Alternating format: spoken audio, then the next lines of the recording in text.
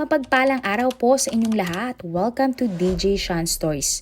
Turn on your notification bell, like and subscribe para sa crime stories araw-araw. Sa panahon ngayon, napakarami na ng dating websites, dating apps at maging ang mga social media ay ginagawa na ring dating site. Ikaw, kung sakaling may nakilala ka na isang lalaki o babae na hindi mo pa nakikita kahit kailan, lilipad ka ba sa ibang bansa para makilala at makasama ito habang buhay? Yan ang naging kapalaran ng isang babae sa ating kwento ngayon. Ang pagkatuklas. November 9, 2022, ilang mangingisda sa Port Huancho, Peru ang may napansin na kakaibang bagay sa tubig. Nilapitan nila ito at laking gulat ng mga lalaki na makita ang isang labi ng tao. Agad nilang tinawag ito sa mga pulis at mabilis namang rumospindi ang mga pulis. At dahil sa suot na singsing, nakilala ang labi na si Blanca. Si Blanca ay ang babaeng 2 araw nang nawawala pero hindi taga Peru. Bakit kaya iyon sinapit ni Blanca? Sino ang may motibo na gawin iyon sa kanya lalo na hindi naman siya taga doon? Ang labi ay kinilalang si Blanca Gutierrez, 51 years old. Siya ay ipinanganak ng February 6, 1971 sa Mexico. Nag-aral si Blanca ng Hospitality at Management. Siya ay nagtrabaho sa isang maliit na hotel pero dahil pandemya, napilitan siyang maghanap ng ibang trabaho. Naging isang taxi driver si Blanca. Masaya naman siya sa naging trabaho niyang ito. Hilig ni Blanca ang mag-gym, mag-bike, kasama ang kanyang mga kamag-anak o kaibigan. Paborito din ni Blanca ang maglaro ng mga video games. Kabilang nga siya sa isang Facebook groups na mga manlalaro. Sa FB group na ito ay pwedeng i-share ng isang manlalaro ang kanyang mga experience sa iba't ibang mga video games. Active sa grupo na ito si Blanca at sinusuportahan niya ang mga aktibidad ng grupo tulad ng live streams. Kaya naman, naging close si Blanca sa lalaking administrator ng Facebook group. Ang lalaki na ito ay si Juan Pablo Jesus Villapuerte, 37 years old. Si Juan ay isang medical student sa isang universidad sa Peru. Siya ay nakatira sa Huancho, kilalang lugar sa Peru dahil sa maraming beaches. Dati nang kinasal si Juan ngunit nakipag-divorce sa kanya ang kanyang asawa ng taong 2016. Pero sila ay nagkaroon ng 2 mga anak. At dahil si Bianca at Juan ay parehong mahilig sa laro, laging magkausap ang dalawa. Noong birthday ni Juan, nag-post si Blanca sa pagbati sa lalaki. Nang birthday naman ni Blanca, kinantahan siya ni Juan ng isang birthday song gamit ang gitara ng lalaki. Halos oras-oras din silang magkausap sa tawag o chat. Sa tuwing magla-livestream si Juan ng kanyang laro sa Facebook, nanunood si Blanca at nagpapakita ng kanyang suporta. Tila unti-unting nahulog si Blanca sa lalaking nakilala niya lang online. Pinakita naman ni Juan na may interest din siya sa babae. Lagi silang nagdi-date pero sa chat, tawag o text lamang. 1 taon ding tumagal ang ganong setup ng dalawa. Hanggang sa nagdesisyon na si Blanca na sagutin si Juan. Makalipas ang 1 taon, nagpasya na nga ang dalawa na magkita ng personal. January 2022 nang sabihin ni Juan kay Blanca na lilipad siya papuntang Mexico para makita lang si Blanca. Tuwang-tuwa naman ang babae dahil sa wakas ay makakasama na niya ang pinakamamahal niyang lalaki. Excited si Blanca dahil sa wakas ay maipapakilala niya na ang lalaki sa kanyang pamilya. Subalit hindi nangyari ang plano na ito. Labis na nalungkot si Blanca. Hindi na niya makakasama pa si Juan. Pinaghandaan pa naman niya ang pagdating ng kanyang nobyo. Sinabi naman ni Juan na ire-reschedule na lang niya ang pagpunta sa Mexico. Pero hindi na nakapag-antay pa si Blanca. Kaya nagdesisyon siya ng July 2022 na siya na ang babiyahe papunta sa lugar ni Juan sa Peru. Excited din si Blanca sa lugar na iyon kung saan nakatira si Juan dahil maraming mga beach doon. Gusto niyang ma-experience ang ganda ng dagat na kasama ang taong kanyang pinakamamahal. Napakalayo ng Mexico sa Peru. Ang pagpunta niya doon, kinakailangan ni Blanca ng malaking pera. Para magkaroon ng sapat ng pera papunta sa Peru, ibinenta ni Blanca ang kanyang kotse, bike, art collection at iba pang mga bagay para lang makayanan niya ang gagastusin niya papuntang Peru. Nasa isip kasi ni Blanca na doon na magsimula ng sariling pamilya kasama si Juan sa Peru. Hindi lang niya basta plano na pumunta sa Peru. Gusto niya na makasama habang buhay sa Peru ang kanyang boyfriend na si Juan. Sinabi ni Blanca sa kanyang pamilya ang kanyang mga plano. Nagulat ang pamilya ng babae dahil napakalayo nito sa kanila. Hindi rin sila komportable na iiwan ni Blanca ang buhay niya sa Mexico para lang makasama ang isang lalaking hindi niya pa nakikita kahit kailan. Pero 50 years old naman na si Blanca kaya kaya nang niyang magdesisyon para sa kanyang sarili. At kahit ano pa ang sabihin ng kanyang pamilya ay wala na silang magagawa. Sinabihan na lang ni Blanca ang kanyang pamilya na kapag nakarating na siya sa Peru ay lagi siyang magte-text sa mga ito. Gusto ng kanyang pamilya na lagi silang bigyan ng update ni Blanca kung ano ang nangyayari sa kanya. Pumayag naman si Blanca at nangako sa kanyang pamilya na lagi siyang kukontak sa mga ito. Hindi naman nag-atubili si Juan nang malaman niya kay Blanca na pupuntahan siya ng babae. July 28, 2022, nag-empake na si Blanca ng lahat ng kanyang gamit at nagtungo na sa airport kasama ang kanyang pamilya. Matapos magpaalam sa isa't isa, umalis na si Blanca para sumakay sa eroplano. Matapos ang 6 na oras na biyahe ay nakarating na sa Peru si Blanca. Agad niyang tinext ang kanyang pamilya na ligtas naman ang kanyang biyahe at kasama na niya si Juan. Nakampante naman ang pamilya ni Blanca nang mabasa nila ang text na maayos ang kanyang kalagayan. Tuloy-tuloy naman ang pag-contact ni Blanca sa kanyang pamilya lalo na sa close niyang pamangkin na si Carla. Masayang-masaya si Blanca sa pagpunta niya sa Peru. Ilang beach din ang kanilang pinuntahan ni Juan. Kinuwento rin niya kay Carla kung saan sila pumupunta at namamasyal ni Juan. At sinabi niya ngang napakasaya niya.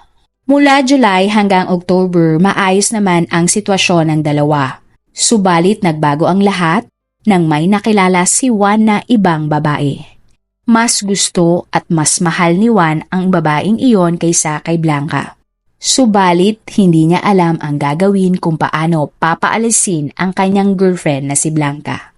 Ang pangyayari. November 7, 2022, nag-text muli si Blanca kay Carla na maayos ang kanyang lagay. Sinabi ito ni Carla sa kanilang pamilya at masaya din sila para kay Blanca. Lingid sa kanilang kaalaman, lahat ng iyon ay ang huling pagkakataon na makokontak nila si Blanca na buhay. Nang tulog pa si Blanca, umalis si Juan para bumili ng mga gagamitin niya kay Blanca. In-off niya ang mga GPS ng kanyang cellphone at ang cellphone ni Blanca para walang trace kung saan man siya magpupunta. Nang nakauwi na si Juan, doon na niya inatake ang natutulog na si Blanca. Agad niyang sinaksak ang kanyang girlfriend. Sa kasamang palad, agad na nawalan ng buhay si Blanca. Dito na ginawa ni Juan ang masama niyang plano. Kinuha niya ang mga mahalagang internal organs ni Blanca. Matapos ang krimen, dinala ni Juan ang labi nito sa isang dagat at inihulog siya doon. Pagkatapos ay umuwi ng kanyang bahay si Juan at kumuha ng kanyang mga gamit at saka nagtago sa ibang apartment. Makalipas ang isang araw, November 8, ni isang text ay wala nang natanggap ang pamilya ni Blanca.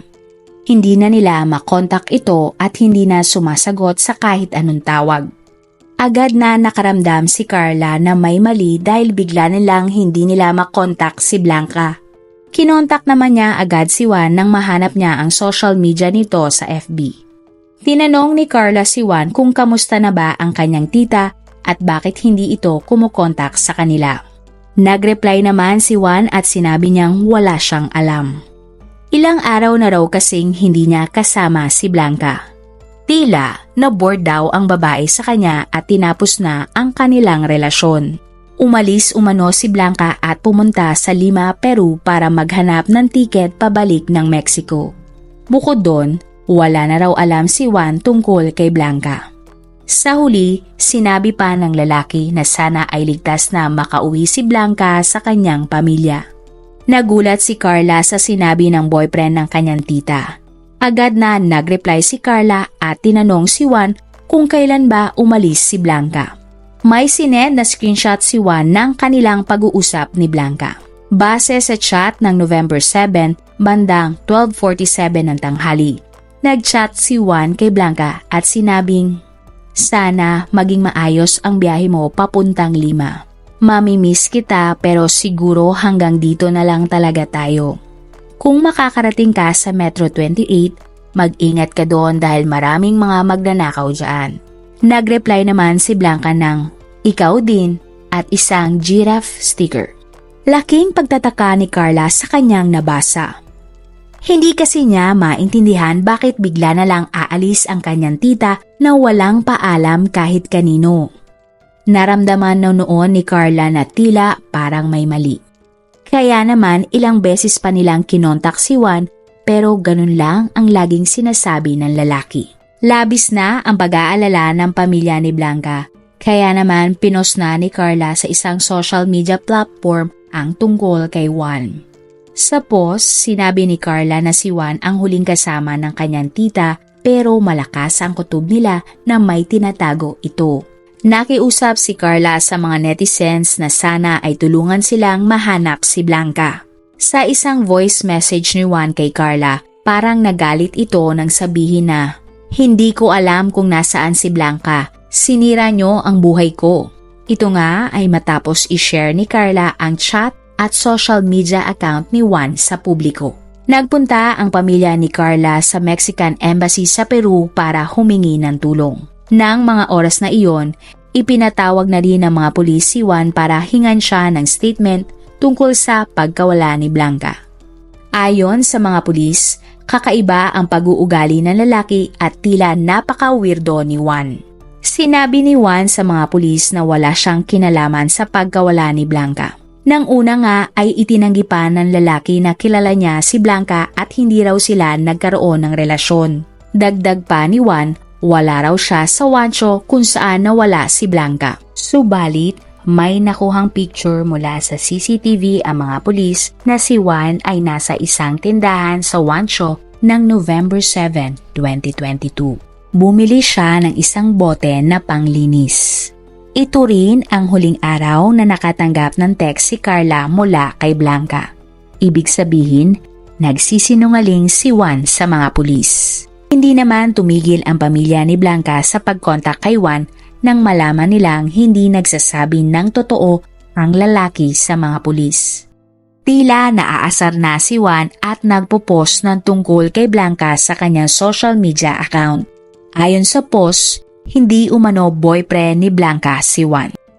Tinulungan lang niya ang babae dahil wala daw itong matuluyan sa Peru. Binigyan niya pa nga umano ng pera si Blanca para may pangbili ito ng pagkain. Wala daw dalang pera si Blanca at ayaw din itong tulungan ng kanyang pamilya. Naging mabait pa nga siya dito at tinulungan ito pero nanindigan siyang wala silang relasyon ni Blanca. Sinabi din ni Juan na wala sa tamang pag-iisip si Blanca nang ito ay nasa Peru. Dagdag pa ni Juan, wala siyang tinatago dahil wala naman siyang ginawang mali at hindi siya kriminal kaya dapat hindi siya pinost ni Carla at ang kanyang mga picture. Pinatuloy din daw niya si Blanca sa kanyang apartment. Pero kalaunan, naghanap si Blanca ng maliit na hotel na pwede niyang tuluyan. Nagalit ang mga kamag-anak ni Blanca dahil ubod ng sinungaling si Juan. Hindi kasi ito sinabi sa kanila ni Blanca. Ang alam nga nila, karelasyon ni Blanca si Juan at pumayag ang lalaki na magpunta si Blanca sa Peru.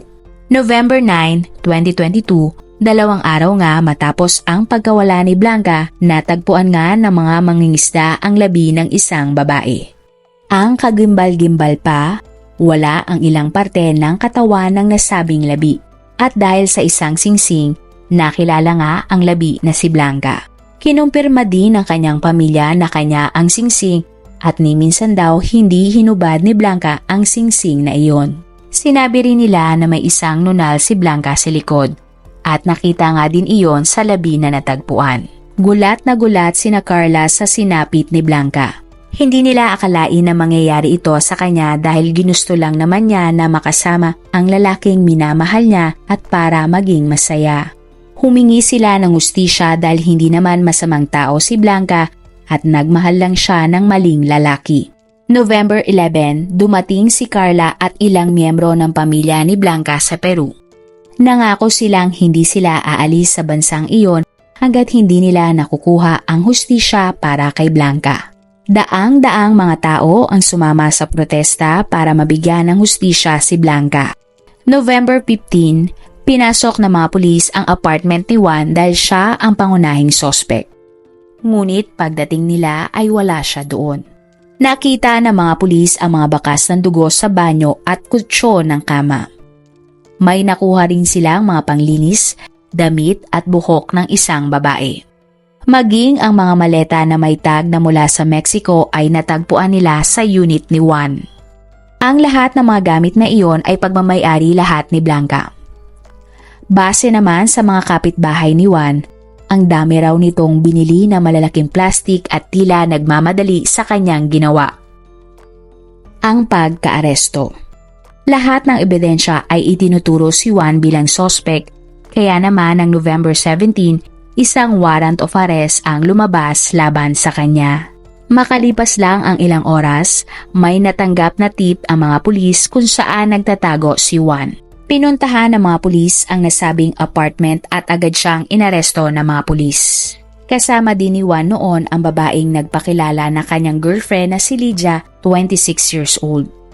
Ayon kay Lydia, nagkakilala sina Juan sa isang online dating app at isang buwan na ang kanilang relasyon. Wala raw alam si Lydia tungkol kay Blanca at sinabi lang sa kanya ni Juan na si Blanca ay isang kaibigan lamang na kanyang tinulungan. Nakuha sa apartment ang isang bag na puno ng mga pera. Ayon kay Juan, hindi ito sa kanya at si Lydia ang nagmamay-ari nito. Pero sumagot si Lydia na hindi iyon totoo at kay Juan ang bag. Sa interview kay Juan, dininay niyang muli na siya ang pumatay kay Blanca. Nagulat na lang daw siya na may mga bakas ng dugo sa kanyang apartment. Bukod doon, puro sagot na lang ni Juan ay hindi ko alam. Kinasuhan si Juan ng murder at isa pang kaso tungkol sa pagkawala ng parte ng katawan ni Blanca. Siya ay ikinulong habang naghihintay ng kanyang trial. Ang trial ng kaso. December 2022, nagsimula ang trial para kay Juan. Nanindigan si Juan na wala siyang kinalaman sa pagpatay kay Blanca. Hindi raw alam ni Juan kung bakit may bakas ng dugo sa kanyang kutsyon. Binili niya lang daw kasi ito sa ibang tao. At sa tuwing aalis daw siya ay malaki ang posibilidad na may dinadala si Blanca na ibang lalaki sa kanyang apartment. Posible ngang yun daw ang totoong sospek. Muli ring inulit na hindi niya girlfriend si Blanca. Ayon naman sa panig ng prosecution, minanipula ni Juan si Blanca para sa sarili niyang hangarin. Naniniwala sila na kinuha ni Juan ang loob ni Blanca. Siya ay niloko at pinaikot-ikot dahil siya ay may masamang plano dito. Kinuha niya ang tiwala ni Blanca at pinapunta sa Peru. At matapos niyang gawin ang krimen, kinuha niya ang mga internal organs ni Blanca para ibenta. Ipinakita rin sa korte ang mga ebidensyang nakuha ng mga pulis mula sa apartment ni Juan. Matapos ang trial, napatunayang guilty si Juan sa pagpatay kay Blanca maging sa isa pang kaso laban sa kanya. September 2023, hinatulan siya ng 35 years na pagkakakulong. At kahit na mababa lang ang hatol kay Juan, masaya pa din ang pamilya ni Blanca. Sa wakas nga ay nakamit nila ang hustisya para sa kanya. Inutusan din ng korte si Juan na magbayad ng danyos sa pamilya ni Blanca. Pero hindi na binanggit kung magkano ito. Ano ang masasabi nyo sa kwento natin ngayon? Biglaan kaya ang naging desisyon ni Blanca na sumunod sa Peru o talagang pinilit siya ni Juan? Kung ikaw si Blanca, pupunta ka ba sa ibang bansa agad para makita at makasama ang isang lalaking never mo pang nakita ng personal? At dahil hindi imposible ang mga ganitong kaso na mangyari sa ating bansa, Laging mag-ingat sa mga nakikilala natin online. Meron ka bang maipapayo sa mga mahilig sa mga online dating sites? I-comment mo lang yan sa ating comment section. Marami pong salamat sa inyong panonood. Meron ba kayong mga kwento na gusto nyong i-share sa ating mga manonood? O kung may personal po kayong kwento na gusto nyong i-feature sa ating channel, i-comment down below nyo lang ang inyong mga suggestions. Para naman po sa dagdag kalaman, i-subscribe nyo din po at i-follow ang ating iba pang YouTube channel katulad ng Tagalog Facts and Mysteries by DJ Sean at Manila Boy Wonder Philippines. Marami pong salamat sa pagsuporta nyo sa aming mga channel. God bless everyone!